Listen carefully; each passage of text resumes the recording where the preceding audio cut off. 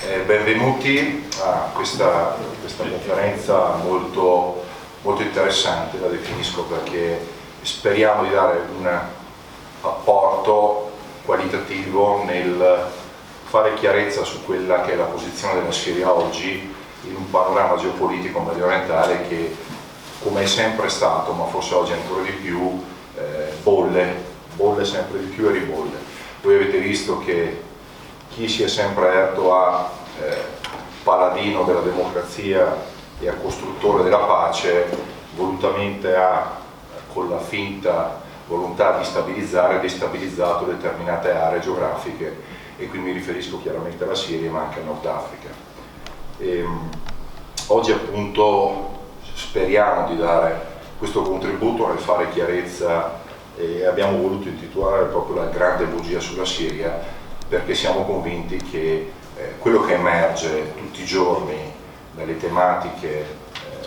riportate dai media nazionali e internazionali, dalle testate, è tutto fuorché la verità, o perlomeno lo è in gran parte. Se voi pensate che un colpo si sente dire che è uno Stato islamico e poi ci sono dichiarazioni autorevolissime che poi andrò a leggervi, sia dall'ex Presidente della Repubblica Italiana Giorgio Napolitano, sia di Giulio Andreotti, senatore a vita della Repubblica Italiana, quindi non sono tacciabili di essere di destra o avere simpatie per progetto nazionale, che dicono chiaramente che Bashar al-Assad è stato un pacificatore del suo popolo, ha dato laicità e libertà civili alla Siria. Improvvisamente tutto questo cambia. Cambia in uno scenario, in un contesto molto particolare dove questo fantomatico Stato islamico, ribattezzato con l'acronimo di ISIS, commette le più atroci nefandezze in queste zone e in altre. Un importante geopolitico americano, quindi non russo, non siriano ma americano, dice che probabilmente qualcuno li lascia scorazzare questa precisa area anche in funzione anti-Iran, perché temono che con l'ingresso dell'Iran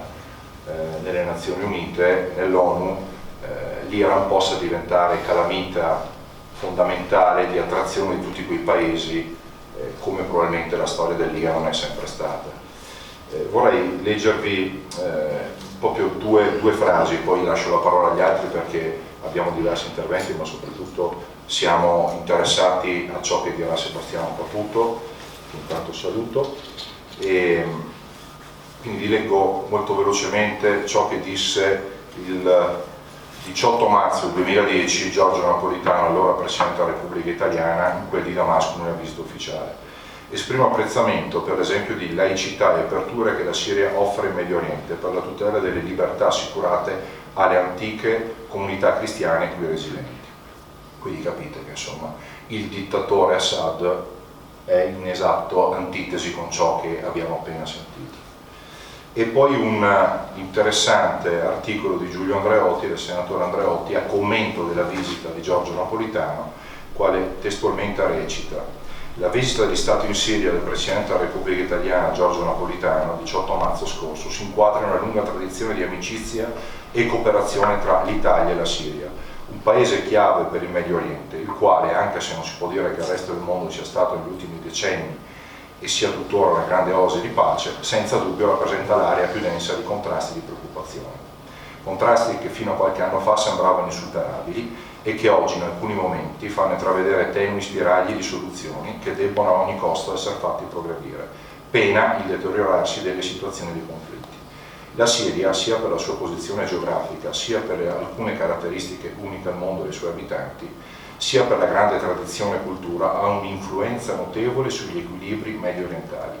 Ha un tale peso che a volte, chi dall'esterno ha uno sguardo miope e prevenuto, le ha anche addebitato ingiustamente influenze e complicità con fenomeni eversivi, dei quali invece bisognerebbe capire meglio il come, il dove e il perché nascano. Queste parole sono piuttosto chiare, direi, non lasciano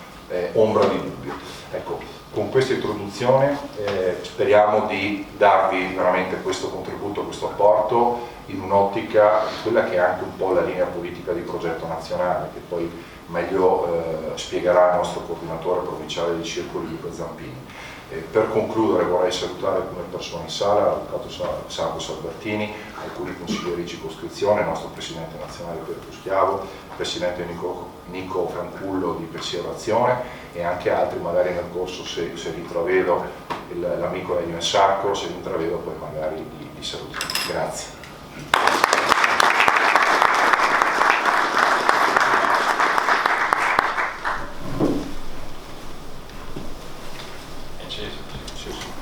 Buongiorno a tutti. Dunque, da giovane io ho avuto una piccola e breve esperienza all'estero e da allora sono entrato nel mondo dell'immigrazione italiana, aderendo al Comitato Tricolore di Mirko Tremaglia, che poi è diventato anche in anni più vicini ministro degli italiani nel mondo. Con lui ho avuto modo di conoscere tanti altri italiani che rappresentavano delle piccole e delle grandi comunità sparse nel mondo. Alcuni di queste sono proprio in Medio Oriente, in Libano per esempio, in Siria nella stessa Damasco, in Turchia a Smirne o a Alessandretta, come si chiamava una volta. E in alcuni di questi posti sono anche stato, perché ho avuto la possibilità di stare più volte, di andare più volte per esempio in Libano, ma anche in Siria. Sono stato anche in Giordania. In Siria sono andato per motivi turistici, quindi ho fatto un giro turistico, però ho visto, mi sono reso conto della realtà che c'era. Allora sono passati quasi 20 anni, di una realtà molto diversa da quella che ci è stata raccontata negli ultimi tempi, molto più vicina invece alle dichiarazioni che Andrea ha appena letto e che erano state fatte da nostri rappresentanti istituzionali. Dicevo prima a Sebastiano Caputo che sono stato in una città famosa insomma, per chi magari ha passione di leggere questi articoli di politica estera, che viene sempre citata, che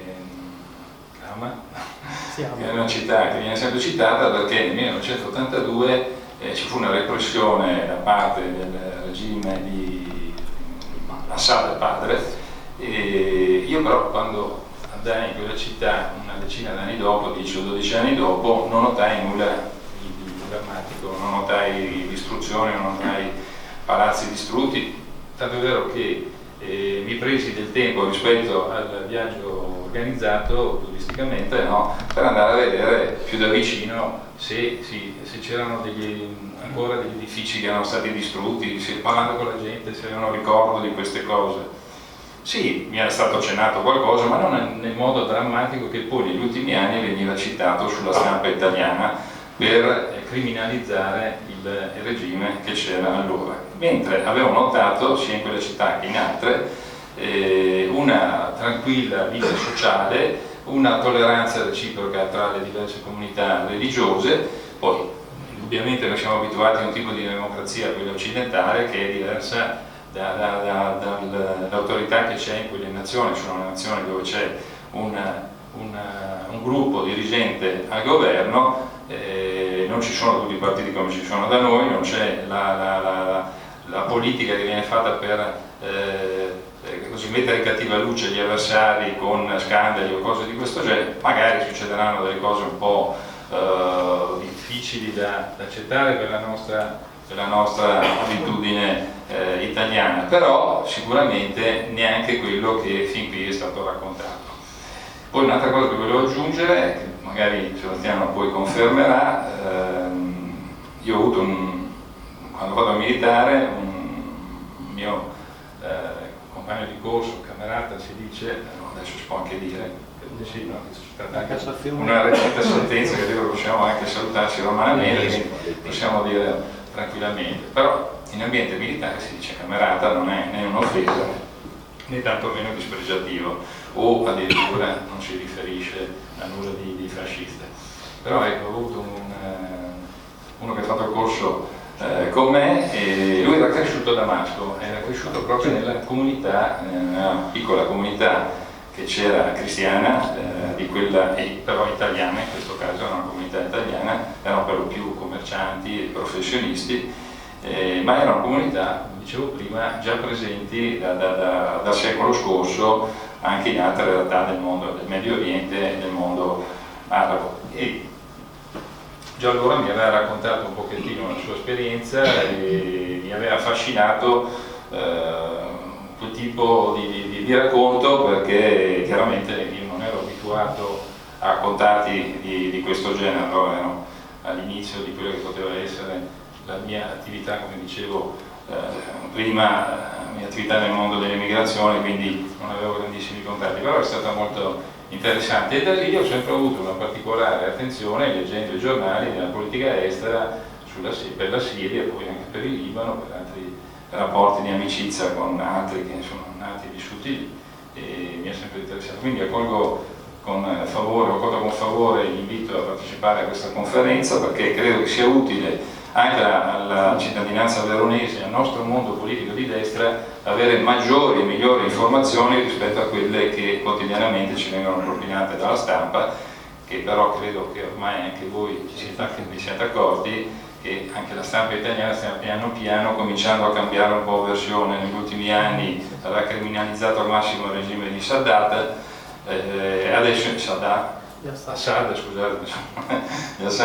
adesso stanno cominciando ad ammettere che forse è un baluardo nei confronti del terrorismo nascente e che forse non conviene continuare ad appoggiare la politica americana di colpire così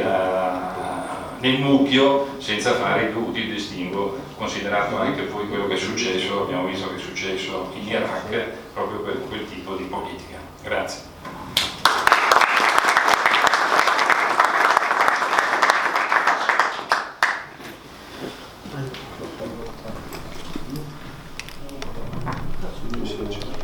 Allora, intanto anch'io saluto tutti quanti, un buon pomeriggio a tutti i convenuti, faccio due saluti doverosi anch'io, in particolare a Giordano Carracino in rappresentanza dell'Associazione Culturale Veneto Fronte Skinhead e all'amico e camerata Fabio della comunità militante emiliana di Virtute e Conoscenza, con il quale abbiamo instaurato da tempo un proficuo rapporto collaborativo su una serie di iniziative culturali. Tra l'altro ieri sera Sebastiano è stato proprio ospite loro a Bologna per un'altra interessantissima presentazione di uno dei tanti scritti che meritano di essere letti, che è Francia Avanguardia, quindi su un'altra tematica ma assolutamente d'attualità e assolutamente interessante. Ne approfitto per fare anche un po' di pubblicità così al nostro circolo librario ardente, che saluto in fondo alla sala, che puntualmente ci dà sostegno con materiale d'appoggio culturale per le iniziative a tema che andiamo organizzando nel corso dell'anno. Proprio in merito alle iniziative di cui ho appena accennato, questa sulla Siria vuole essere testimonianza di continuità di una serie di appuntamenti di varia natura, di vario genere, che trattano tematiche di carattere sociale, di carattere economico, di carattere bancario piuttosto che storico o politico, che noi vogliamo proporre ai veronesi, oltre che ai nostri associati ovviamente, e che è un'attività parallela che va ad affiancare quello che è invece il nostro impegno amministrativo a Verona, che si incarna principalmente nelle figure di Andrea Miglioranzi, che ho qui al mio fianco, piuttosto che del consigliere comunale Massimo Pupello o Massimo Mariotti, che sono impegnati appunto in prima persona a sostegno dell'amministrazione Tosi qui a Verona. Quindi diciamo due binari paralleli che comunque vanno avanti con continuità e credo io immodestamente di poter dire anche con una certa qualità. Ecco. L'incontro di oggi sulla Siria testimonia appunto che noi guardiamo con grande attenzione alle tematiche di attualità e alle tematiche che hanno comunque, anche se qualcuno potrebbe essere portato a pensare il contrario, hanno comunque un legame, una ricaduta più o meno diretta anche a casa nostra, pur accadendo o sviluppandosi in terre relativamente lontane dall'Italia, ma in un mondo globalizzato, dove tutto è interconnesso, dove c'è un altissimo livello di intrecci di vario genere, non possiamo, proprio per la nostra predisposizione politica e l'attenzione che dobbiamo porre a tutto quello che succede nel mondo, ignorare quello che succede di importante anche dall'altra parte del mondo, non è il caso della Siria ma generalizzo, perché comunque tutto oggi è destinato ad interessare tutto quello che lo circonda, vicino o lontano. Purtroppo la globalizzazione a vocazione mondialista impone questo, e noi dobbiamo, volenti o nolenti, farci i conti, perché ignorarlo non porta assolutamente nessun beneficio. Quindi è meglio interessarsene, perché la mondializzazione si interessa di noi, e la mondializzazione a carattere mondialista peggio ancora vorrebbe omologarci. Quindi grande attenzione agli scenari internazionali. Abbiamo voluto affrontare quello della Siria, che è un tema particolarmente complesso e delicato, con due ospiti, uno dei quali purtroppo, per chi lo conosce avrete già visto, non è con noi, che è Jami Khaled, giornalista e noto reporter, inviato di guerra, con un'esperienza alle spalle di 30 anni ormai su tutti gli scenari dei conflitti mondiali. Spiegherà poi Sebastiano perché non è qui con noi Jami Khaled. E comunque abbiamo appunto Sebastiano Caputo, che nonostante la giovane età, perché è veramente giovanissimo, è un giornalista, a mio modo di vedere, per come ho potuto conoscerlo attraverso i suoi scritti e alcune sue iniziative, una penna promettente, una testa pensante, molto fervida, lo testimoniano i suoi numerosi saggi, libri, l'impegno che lo ha portato a fondare una interessantissima casa editrice, che è il Circolo Proudhon Edizioni, e oltre ad aver animato ed animare un pensatoio online che è l'Intellettuale Dissidente, vanta iniziali collaborazioni in ambito giornalistico, prima con Rinascita Nazionale di Ugo Gaudenzi, poi con Massimo Fini nella Voce da Ribelle, se non erro, ora è collaboratore del giornale. Quindi nonostante la giovane età si trova qui a mio fianco un giornalista da tenere particolarmente d'occhio, in senso positivo. Ecco, quindi io non ho nulla da aggiungere. Poi a fine convegno ci sarà la possibilità, per chi vorrà intervenire per portare un contributo o porre delle domande al nostro ospite, c'è la possibilità di venire qui al podio microfonato e porre insomma la propria domanda, il proprio contributo, e noi risponderemo. Io farò da moderatore. Adesso, prima dell'inizio dell'intervento di Sebastiano, manderemo in onda quello che è l'ultimo video in ordine cronologico realizzato da Jami Khaled proprio in Siria, e poi leggerò un articolo recente scritto da lui per il giornale che ho qui con me.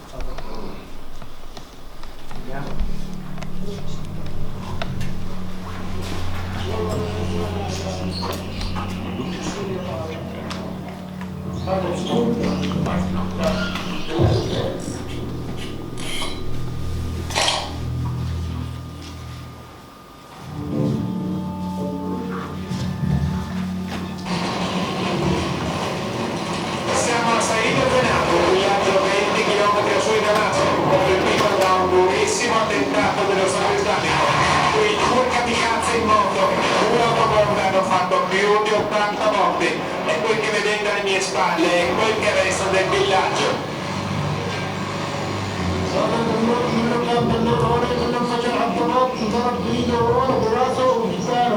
شايف شلون؟ بصة كلها تضرب طيور وحمام زين حلوة، كلها راحت بالشارع كل يوم مرة.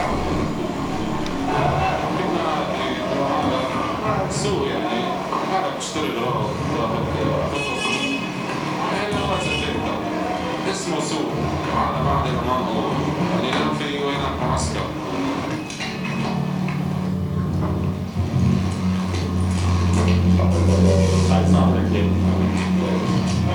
صار الانفجار ضمن بعجوبة يعني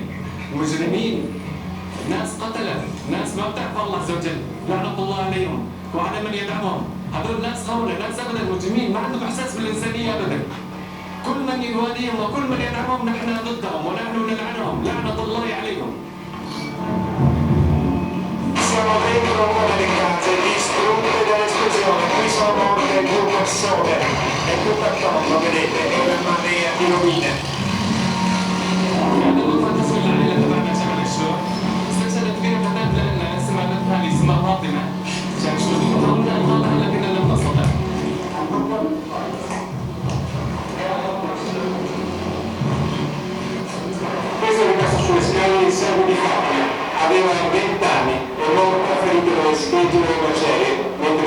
di colpo a pensato. شفنا جماعة منهم جدا هيك سعودية أكيد يعني ليش هن بيعملوا حالهم اللي ما بيعرفوا لك يا عمي داعش السعودية كلها سعودية.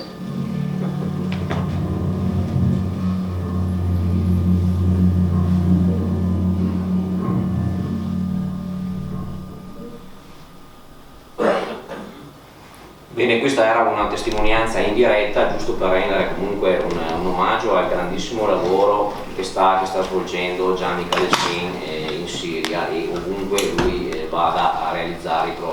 propri reportage, i propri servizi di guerra. E tra l'altro mi permetto di fare una considerazione, la brucio all'amico Andrea, che noi abbiamo visto arabi e musulmani che muoiono, soffrono e patiscono per mano di altri arabi e musulmani, giusto per sfatare uno dei tanti luoghi comuni che si spendono superficialmente in maniera, a mia considerazione anche in maniera abbastanza idiota, che servono solo a cercare di raccattare consenso e in maniera demagogica, per cui l'equazione sarebbe Islam uguale terrorismo. Questa è una delle tante testimonianze che potremmo portare per smontare questa falsità. Casomai il problema potrebbe essere l'immigrazione, anzi l'immigrazione, ma lì parliamo di ben altra cosa. E adesso vi leggerò l'articolo uscito per il giornale, scritto da Gianni Calessin domenica 28 febbraio, e poi passeremo la parola a Sebastiano. Allora, l'articolo si intitola Viaggio tra i corpi smembrati di una guerra senza vincitori. In Siria, grazie all'alleato russo, le sorti del conflitto sono state ribaltate, ma i ribelli resistono strenuamente e il sangue continua a scorrere. La tregua qui non vale, il soldato Ali te lo spiega con un sorriso, poi ti trascina davanti ad un muro crivellato di colpi dove i pochi resti d'intonaco sono un mosaico di graffiti in arabo. Vedi cosa c'è scritto qui? C'è scritto Jabhat al-Nusra. L'hanno lasciata loro, quelli di Al-Qaeda. Quindi per noi la guerra non è finita, finirà solo quando li avremo ributtati oltre il confine da dove sono arrivati. Il confine di cui parla lì non è lontano. Da qui ai primi contrafforti del monte Accra, perdonatemi la pronuncia, insomma io pronuncio come leggo, porta d'accesso del territorio turco, ci saranno una trentina di chilometri. In questa zona, quei 30 chilometri, sono tutto quel che separa l'esercito siriano e il suo alleato russo dalla vittoria finale. Una vittoria insperata fino allo scorso autunno, quando i ribelli, dominatori incontrastati di queste montagne dal 2012, minacciavano persino le alture intorno alla Latakia, conosciute come la roccaforte degli Alaviti e la terra natale della famiglia del presidente Bashar Assad. A spazzar via quell'incubo ci hanno pensato le bombe di Vladimir Putin, ed ora dalla cittadina di Selma, una decina di chilometri più a sud, fin qui a Kansaba, punta estrema dell'avanzata dell'esercito di Bashar Assad, si snoda il tracciato della rivincita governativa, una rivincita che solo 2 mesi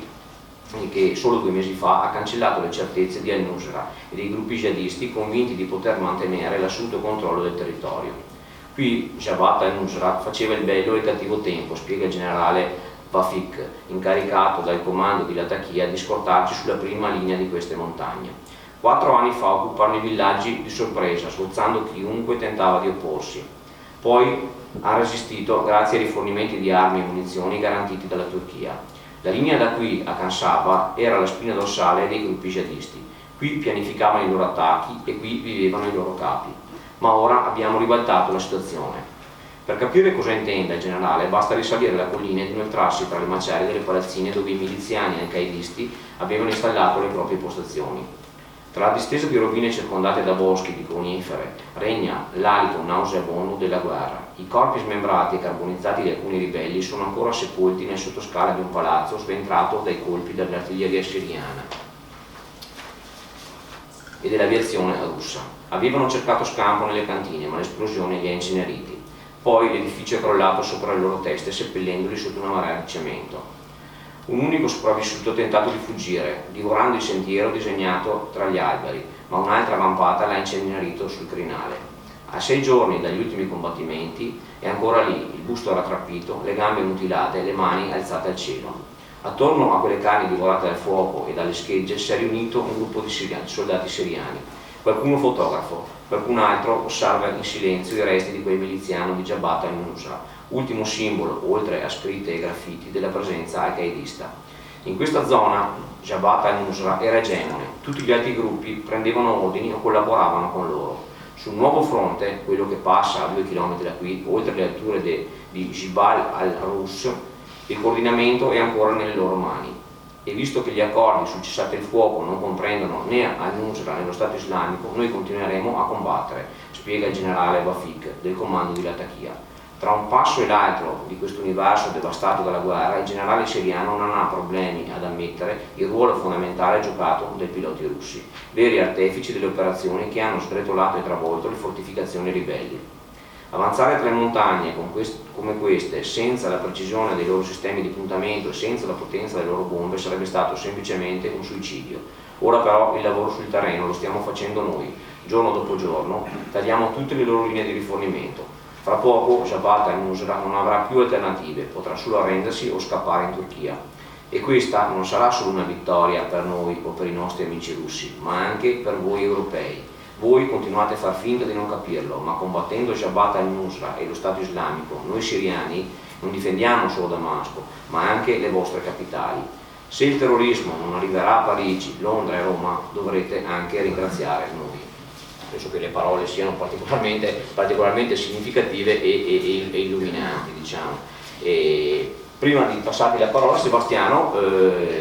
punto di riflettori su un aspetto che abbiamo tralasciato, perché il motivo che ci aveva spinto a organizzare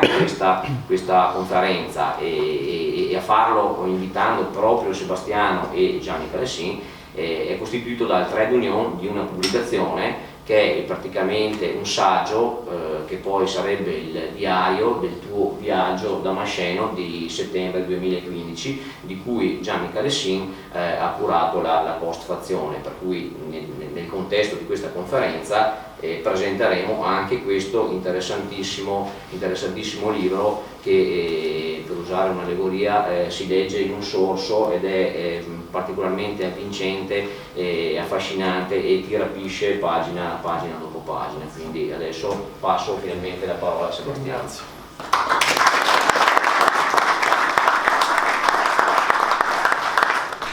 Buonasera a tutti, grazie Massimo, grazie Andrea, grazie Luca, grazie Fabio anche in fondo alla sala che mi ha portato da Bologna qui in macchina e grazie anche a tutti voi che siete qui questo pomeriggio. Come vi hanno detto, insomma, Gian non è potuto venire perché in questo momento si trova ad Aleppo, in Siria, a nord, e doveva tornare il 1° marzo, dovevamo fare una cosa insieme anche l'altro ieri a Milano, doveva tornare a Damasco, soltanto che hanno bloccato l'autostrada perché qualche giorno prima c'era stato un attacco terroristico e di fatto lui è rimasto bloccato là, sta bene chiaramente e sta aspettando, insomma, che l'autostrada venga liberata. Quindi non avrete Gianni Calessin, che a mio avviso è uno dei più grandi reporter di guerra italiani, però avete un suo allievo, quindi spero di rappresentarlo nel miglior modo. Io appunto, come ha detto Luca, scrivo al giornale, sono uno studioso di arabo, sono un appassionato del Medio Oriente, pur avendo 24 anni comunque le mie piccole esperienze ce le ho avute in Tunisia, in Marocco, in Israele, in Palestina, nei territori palestinesi, in Iran, in Libano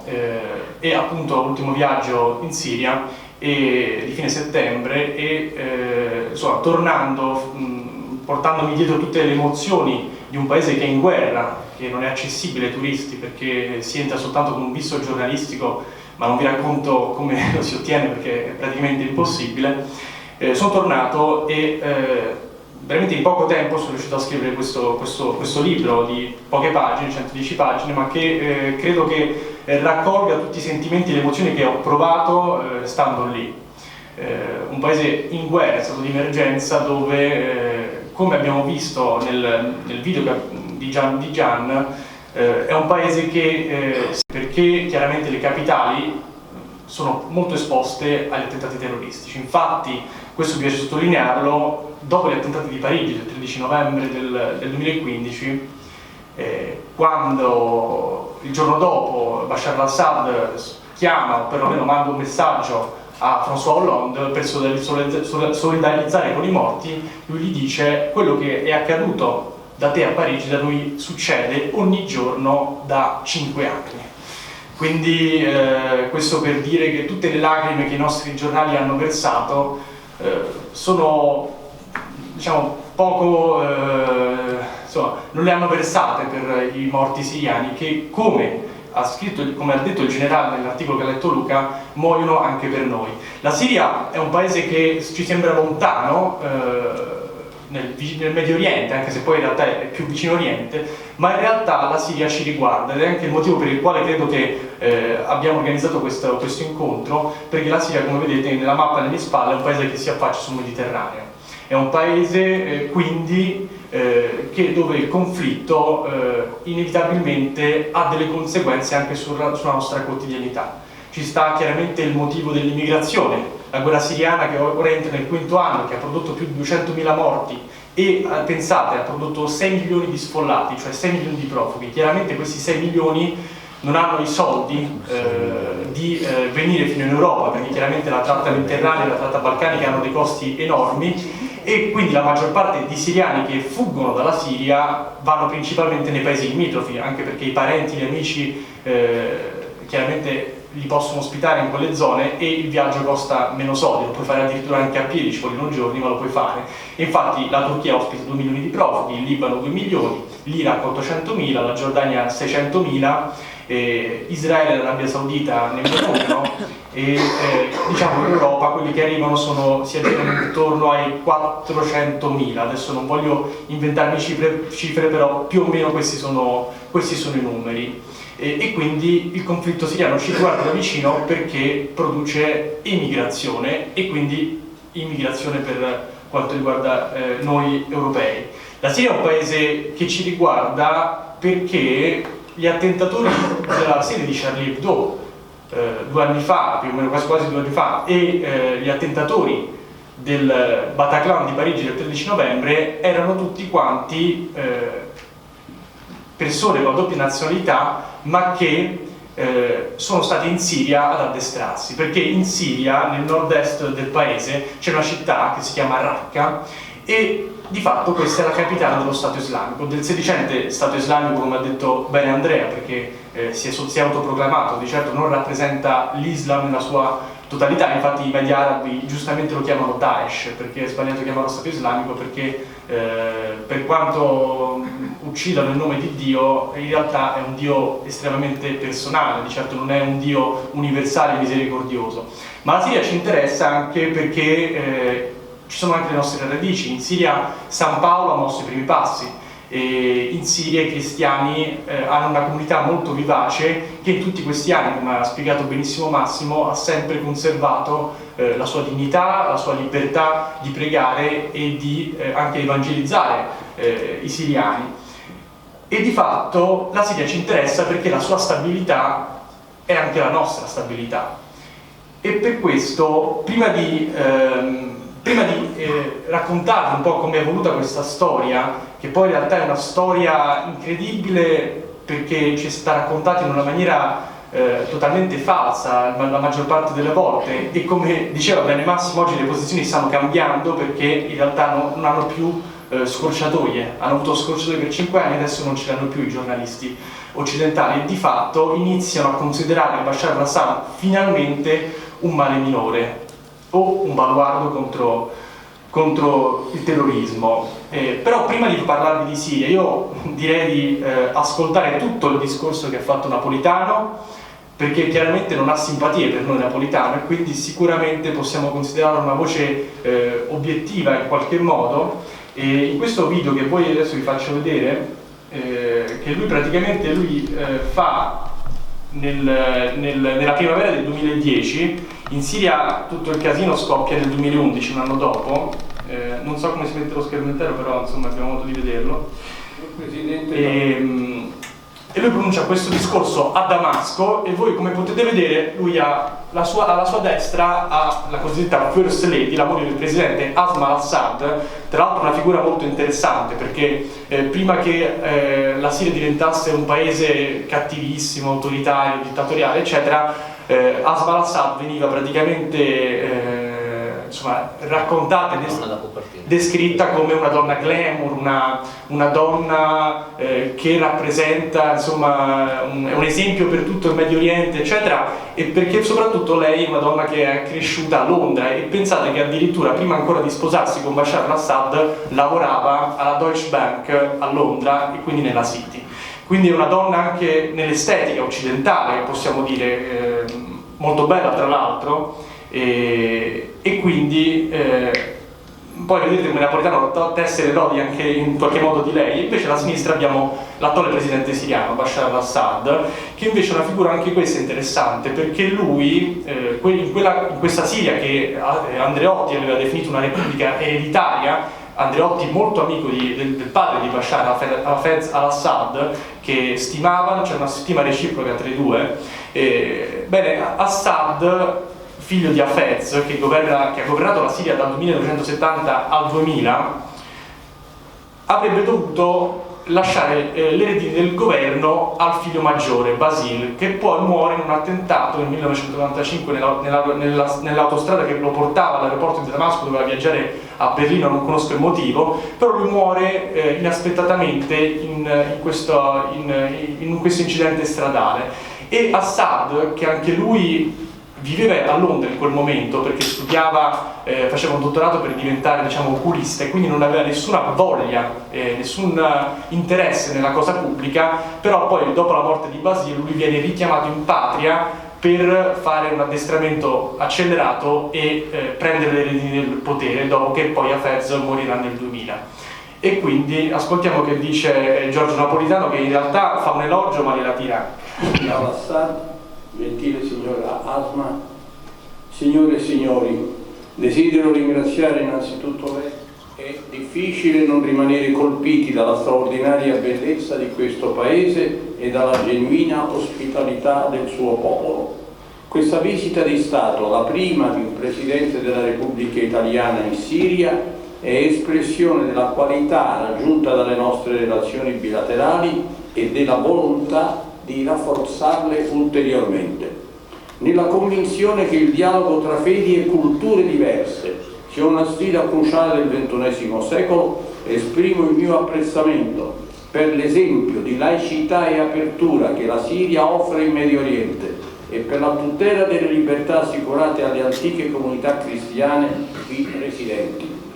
Signor Presidente, posso affermare con orgoglio che l'Italia è uno dei paesi maggiormente impegnati nell'ambito delle Nazioni Unite in favore della pace, dello sviluppo e della sicurezza internazionali. L'Italia, che nel Mediterraneo ha sempre trovato un centro vitale del suo sviluppo e una parte essenziale della propria storia e della propria identità, ha un solo interesse: che la pace trionfi nella regione. La pace, per essere solida, deve coinvolgere tutti i maggiori attori interessati, tra i quali la Siria ha un ruolo essenziale. Non ho dubbi che la vicinanza e la reciproca viva simpatia tra i nostri popoli contribuiranno a farci raggiungere risultati sempre più significativi in tutti i campi. Con questo spirito, signor Presidente, esprimo i miei più sentiti voti per il benessere suo personale e della signora Asma, unitamente ai miei auspici per la prosperità del popolo siriano e per lo sviluppo della profonda amicizia tra i nostri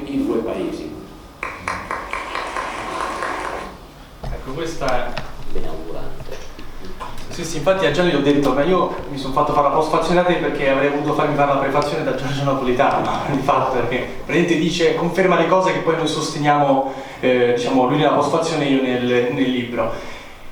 Questo discorso in realtà non è troppo sensazionale per un semplice motivo, perché l'Italia dal dopoguerra a oggi in realtà ha sempre avuto una politica estera pro-araba, ha sempre avuto ottimi rapporti con l'altra sponda del Mediterraneo, come sottolinea anche Napolitano. Pensiamo soltanto a come venivano acclamati i presidenti italiani, i ministri degli esteri italiani negli anni 60, 70, 80 quando andavano in quei paesi. Penso appunto ad Andreotti che viaggiava in questi posti, a Craxi, insomma avevamo questa tradizione di politica estera che poi abbiamo mandato a repentaglio quando ci siamo allineati di fatto alla politica estera americana, in particolare dopo l'11 settembre del 2001.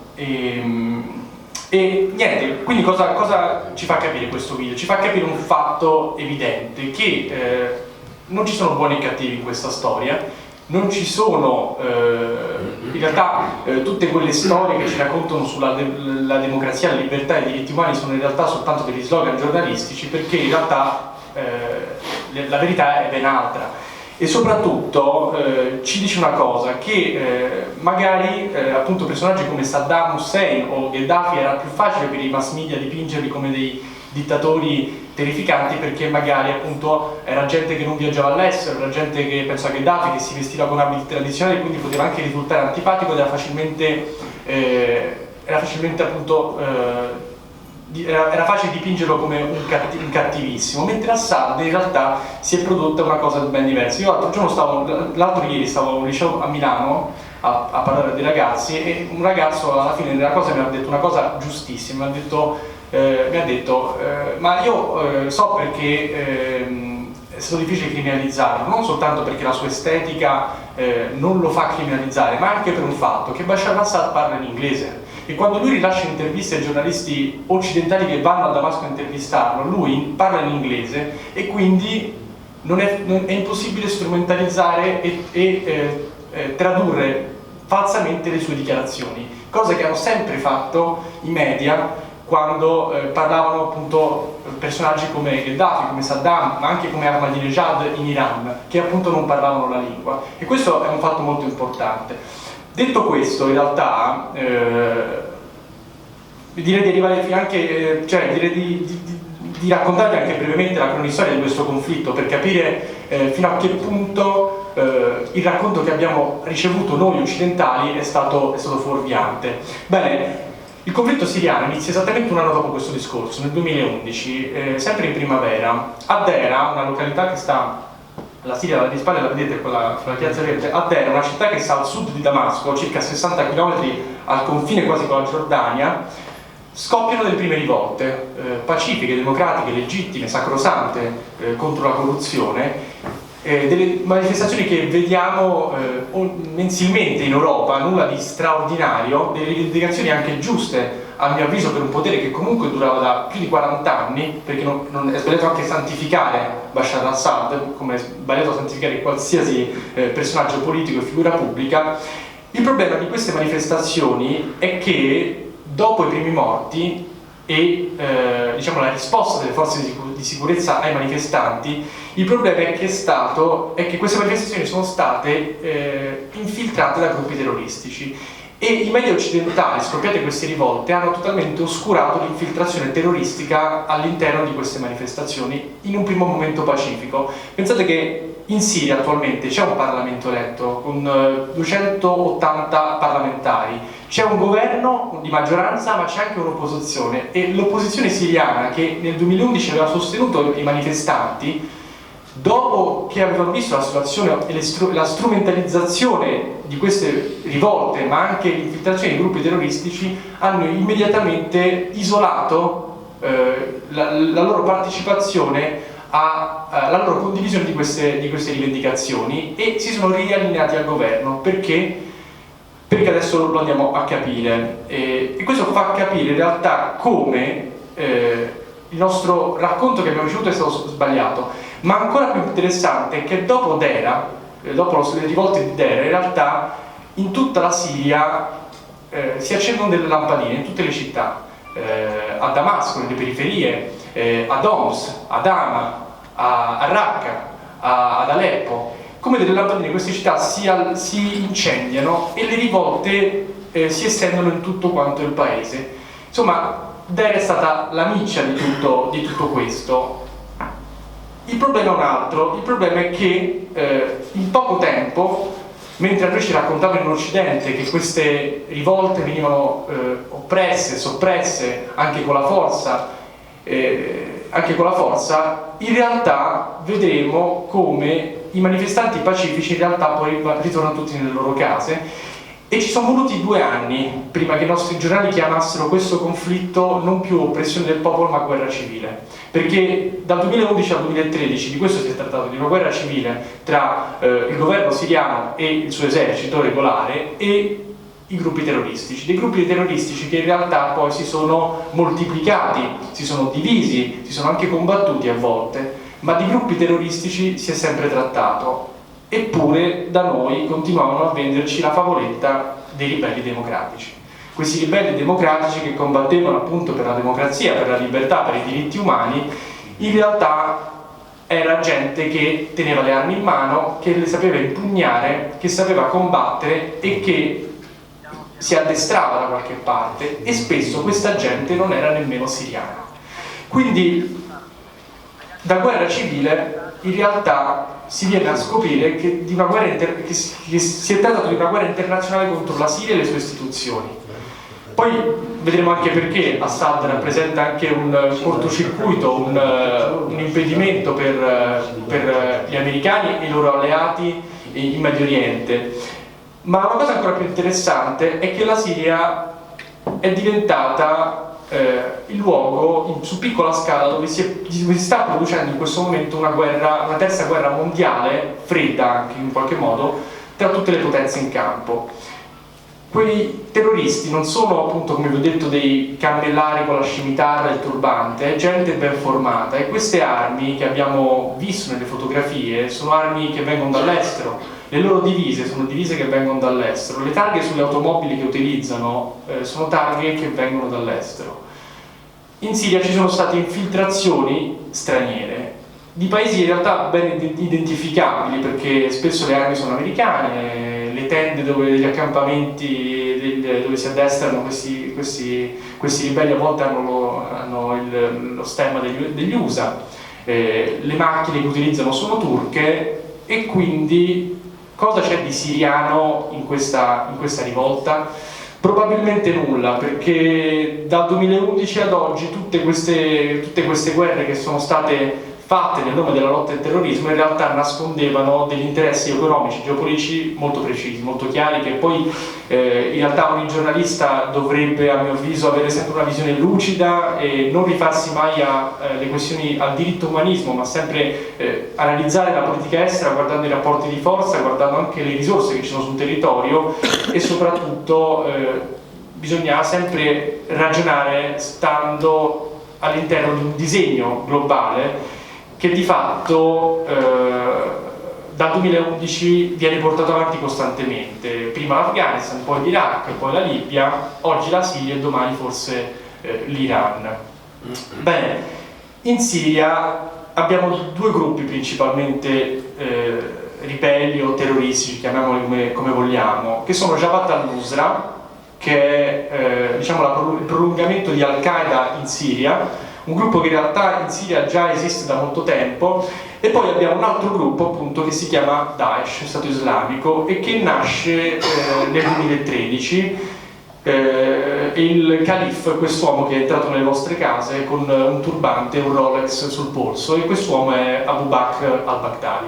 Lui da Mosul in Iraq proclama la nascita dello Stato Islamico e dà come capitale Raqqa in Siria. Questi due gruppi in realtà, pur a parole in conflitto fra loro, ma in realtà vediamo come spesso i generali sono gli stessi, hanno le stesse finalità, quello di far cadere Bashar al-Assad, e di fatto le loro finalità fanno comodo a potenze straniere.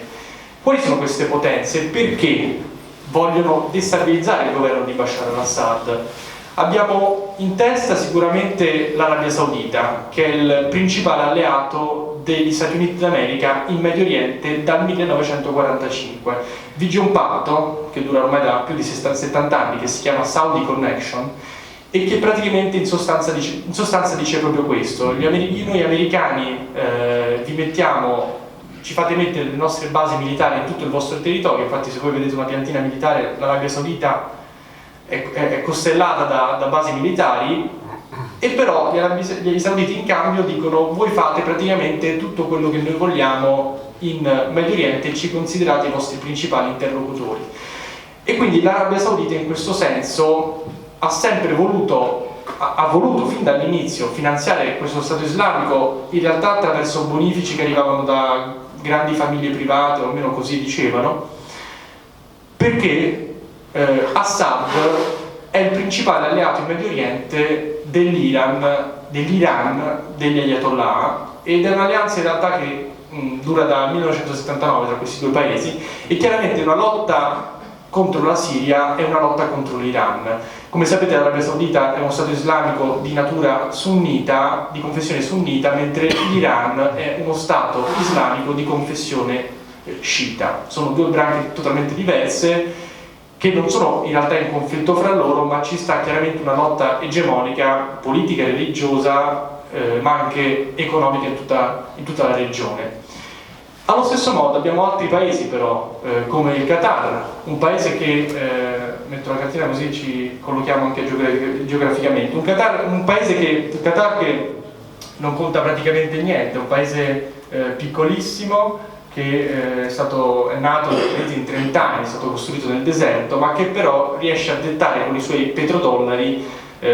anche la nostra politica estera, quella italiana, ma in particolare quella occidentale. Il Qatar, perché voleva far cadere Assad? Perché il Qatar doveva esportare le sue materie prime in Turchia per poi farle arrivare in Europa attraverso dei canali, no? E questi canali dovevano passare per la Siria, ma come vedete la Siria è un paese molto grande geograficamente e soprattutto confinato con la Turchia, e queste risorse per arrivare in Europa passando per la Turchia devono passare per la Siria, soltanto che Assad nel 2011 non glielo consente, e di conseguenza è un buon motivo per il Qatar di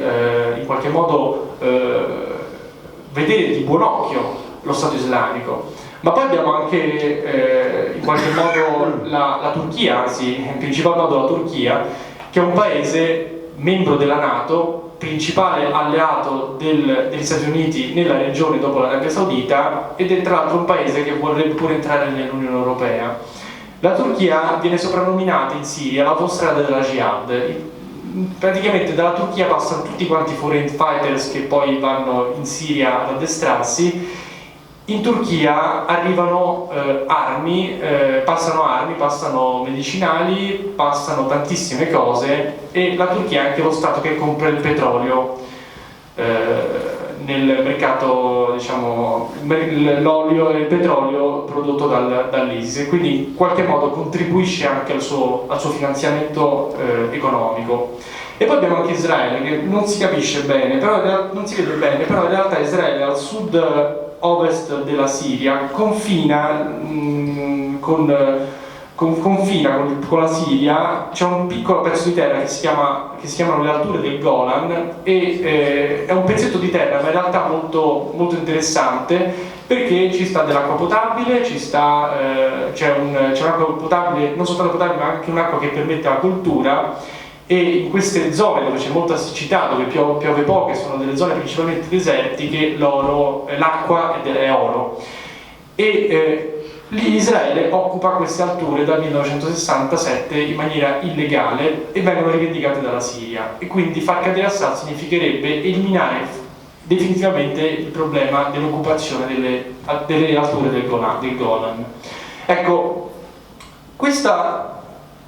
grande alleanza che voi vedete, che i nostri media chiamano coalizione internazionale e che dice di combattere il terrorismo, in realtà lavora in chiave antisiriana. Questo è un dato di fatto ormai da più di 5 anni, soltanto che, come spiega anche Gian nel suo articolo, è cambiato qualcosa, perché dal 30 settembre del 2015 qualcuno ha interrotto i loro piani, qualcuno gli ha messo il bastone fra le ruote, e quel qualcuno è un uomo che in Russia ha un consenso fortissimo e che si chiama Vladimir Putin, e che al fianco degli iraniani in questo momento supporta le truppe di Assad e combatte sia Jabhat al-Nusra, il prolungamento di Al-Qaeda in Siria, che noi chiamiamo ribelli moderati, una follia incredibile, sia lo Stato islamico. Chiaramente la Russia, e questo è da dire, non fa beneficenza in Siria, perché l'alleanza tra la Russia e la Siria è un'alleanza che dura dal 1970, è un'alleanza che dura da tantissimo,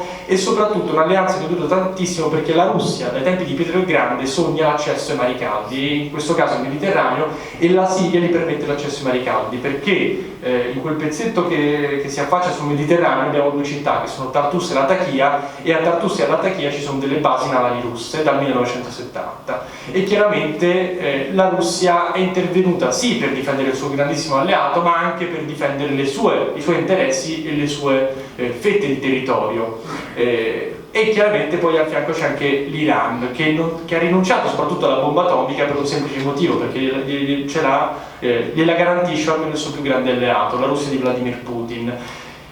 Quello che dicono ormai tutti gli analisti di geopolitica, ma non lo dico io, ma lo dicono veramente i più autorevoli, da Gian fino a Alberto Negri del Sole 24 Ore, la Russia e l'Iran hanno fatto in 3 mesi quello che avrebbero dovuto fare gli americani in questi 5 anni, cioè combattere veramente il terrorismo. Questo è ormai un dato di fatto e quindi in questo momento abbiamo una fase politica internazionale diplomatica nella quale i russi e gli iraniani stanno vincendo, e questo a mio avviso è sicuramente un dato positivo, anche perché anche se parliamo di dottrina militare, il lavoro che fanno i russi è un lavoro molto più intelligente e raffinato, perché i russi bombardano, però i loro bombardamenti vengono coordinati dal basso, cioè dall'esercito siriano e dalle truppe anche di Hezbollah, che sono le milizie sciite libanesi che combattono a fianco di Assad, e perché nel senso non puoi bombardare se non hai qualcuno per terra con gli scarponi che ti dà le coordinate dove colpire, e la lotta al terrorismo russa funziona per questo motivo, perché sì, la battaglia via terra è condotta dai siriani, ma il supporto aereo viene dai russi, e questo ha di fatto smantellato piano piano e invertito la rotta di tendenza di recente, mentre gli americani bombardano praticamente senza obiettivi reali. In realtà la maggior parte degli obiettivi che loro colpiscono sono slogan. Da 4 anni questo non funziona, e soprattutto gli americani non hanno il coraggio, per fortuna in realtà, di mandare i boot on the ground, di mettere gli scarponi sul terreno, perché a breve ci sono le elezioni americane e Obama chiaramente non vuole prendersi questo rischio, perché sappiamo come anche nel passato alcuni presidenti americani, candidati americani hanno perso le elezioni perché hanno combattuto una guerra che poi è andata male. Di fatto questo pone i russi e gli iraniani in una situazione di vantaggio e come diceva bene Massimo, ormai tutti quanti stanno piano piano, finalmente, persino i grandi editorialisti, penso a Paolo Mieli del Corriere della Sera, grandi tra virgolette chiaramente, stanno iniziando a considerare Assad come il male minore, stanno considerando l'operato russo e iraniano in Siria un male necessario, perché sempre di guerra si tratta. E tutto questo per dirvi che questo è lo scenario attuale. In questo momento c'è una tregua, una semitregua perlomeno, che non si sa fino a quando durerà, ci saranno dei colloqui di pace che non si sa dove ci porteranno. Sicuramente prima la Siria risolve questo conflitto che appunto ci riguarda da vicino, prima potremo sentirci anche più sicuri noi in Europa, e soprattutto prima le vittime, che sono poi i civili in realtà di fatto, riusciranno anche a vivere serenamente, perché poi chiaramente in una guerra sono sempre i civili le prime vittime, indipendentemente da che parte sono schierati, in quale fazione. Io chiaramente vi invito a leggere il libro e ad acquistarlo, perché acquistandolo voi chiaramente permettete anche a noi giornalisti di partire in questi luoghi, perché chiaramente il giornalismo subisce una crisi dell'informazione, soprattutto in politica estera, perché mandare gli inviati costa tanti soldi e pochi giornali possono permetterselo, e non mandare gli inviati significa radicalizzare il sistema dell'informazione, che di fatto funziona ha un sistema piramidale, cioè tutti quanti attingono a un'unica fonte, ma spesso quella fonte arriva da altrove, e quindi il 90% dei giornalisti copia e incolla le notizie senza nemmeno verificare la fonte e a capire se quella fonte dice il vero o il falso. Acquistando questo libro voi permettete anche di mandare degli inviati e di avere delle notizie alternative sul posto, e di portare a casa documenti autorevoli che permettono soprattutto di controbattere quello che è il mainstream, che di fatto è quello che ci viene raccontato da 5 anni e che piano piano stiamo cercando di combattere, perché anche l'informazione è un combattimento, è una guerra. Gianni, con altri giornalisti autorevoli stiamo portando avanti e stiamo combattendo. Io vi ringrazio per l'attenzione, se avete delle domande siamo qua, e nulla, vi ringrazio. ringrazio per tutta l'attenzione. Sì, come ho detto prima, chiaramente la guerra si vive in trincea, sul fronte dove si spara e dove guardi in faccia il tuo nemico. Nelle città chiaramente sei più esposto agli attentati terroristici, perché le città sono ipermilitarizzate, ci sono quasi più militari che civili, per esempio parlo di Damasco. Il fatto incredibile è che la gente ormai con questa guerra ci convive e quindi va a scuola, va al lavoro, va a pregare, va anche a ballare, i più giovani, perché poi la Siria è un paese molto anche libertino in qualche modo nella sua gestione positiva, e ci convive con tutto questo, però poi chiaramente ci sono delle contraddizioni, perché mi ricordo che a Damasco per esempio ero stato a un concerto di musica classica dove poi appena usciti fuori, dopo aver ascoltato bellissima musica, usciamo fuori e si sentono i colpi di mortaio, quindi c'è questo contrasto. Ma anche per esempio vedevamo nelle scuole le finestre erano tutte quante coperte da sacchi di sabbia per impedire ai cecchini di mirare, di colpire i bambini. Quindi ci sono queste contraddizioni ed è chiaramente impressionante, come è impressionante uscire la mattina, andare a bere un caffè e sentire i colpi di mitragliatrice di mortaio. Però la gente ormai ci convive con tutto questo e poi, non so, la guerra fa male, ma tira fuori anche delle emozioni, un carattere che penso tutti noi abbiamo dentro, che poi è anche quello che chiamiamo istinto di sopravvivenza. Detto questo, invece, per quanto riguarda la prima domanda, che io chiaramente vedevo nei teleschermi tutte quelle immagini e poi io ho studiato a posteriori il significato. L'11 settembre poi in realtà l'abbiamo anche in qualche modo rivissuto, non è un caso che poi il 13 novembre di Parigi è stato anche chiamato l'11 settembre francese, quindi più o meno gli assassini sono gli stessi e le vittime sono sempre persone che hanno comunque uno stile di vita, un modo di vivere molto simile a quello nostro italiano, perché chiaramente poi i francesi sono stati colpiti in un luogo giovanile e tutto quanto. Quello che io posso dire è che l'11 settembre in qualche modo, studiandolo e studiando soprattutto quello che è avvenuto dopo, è stato in qualche modo una rampa di lancio, cioè da lì inizia tutto, o meglio, da lì inizia quello che poi è il disegno americano in Medio Oriente, cioè una disintegrazione degli stati, una ricolonizzazione di quei stati e la volontà appunto di ridisegnare i confini, di ritracciare appunto gli stati. Di questo si è trattato e anche perché in realtà un secolo fa, quando finì il colonialismo, quando l'impero ottomano crollò nel 17, che i francesi e gli inglesi si ritirarono, in realtà crearono tantissimi disastri, perché gli accordi Sykes-Picot, che sono praticamente il ridisegnamento del Medio Oriente, sono stati fatti veramente con la matita e col righello, cioè non sono state prese in considerazione le etnie, le religioni, i popoli,